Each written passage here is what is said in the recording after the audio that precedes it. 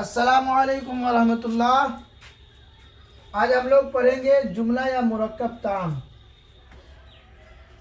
الفاظ کا ایسا مجموعہ جس سے بات کہنے والے کا مقصد پورا ہو جائے اور سننے والے کو بات سمجھ آ جائے، اسے جملہ یا مرکب تام کہتے ہیں۔ جملہ کم از کم دو الفاظ سے مل کر بنتا ہے، لیکن کبھی کبھار ایک لفظ سے بھی مطلب واضح ہو جاتا ہے، جیسے لکھو، پڑھو، کھیلو وغیرہ۔ ان جملوں میں دوسرا لفظ ہے تم محذوف ہوتا ہے۔ تم کیا ہوتا ہے؟ محذوف ہوتا ہے۔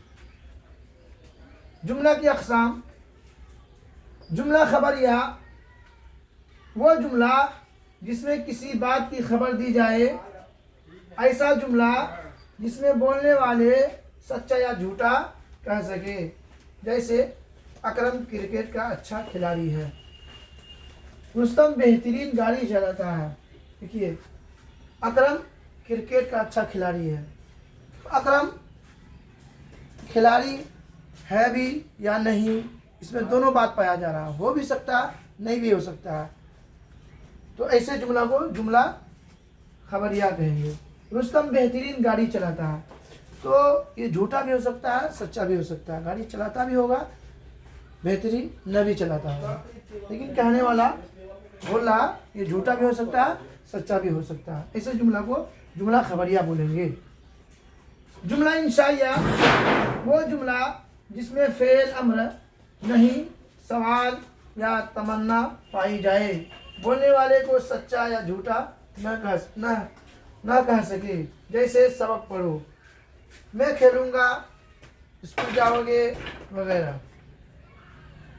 جملے کے حصے: مسند، مسند الیہ۔ مسند خبر، جملے میں جو کچھ کہا جائے اسے مسند کہتے ہیں۔ جملے میں جو کچھ کہا جائے اسے مسند کہتے ہیں۔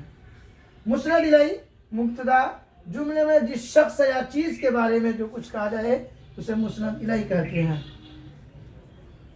جملہ اسمیہ، جس جملے میں مسند الیہ مبتدا اور مسند خبر دونوں اسم ہو اور ان میں فعل ناقص بھی موجود ہو تو اسے جملہ اسمیہ کہتے ہیں۔ جملہ اسمیہ کے بنیادی اجزاء: مبتدا مسند الیہ، خبر مسند، فعل ناقص۔ اکرم محنتی ہے۔ اب اگلے دن ملیں گے اگلے سبق کے ساتھ۔ خوش آمدید، خدا حافظ۔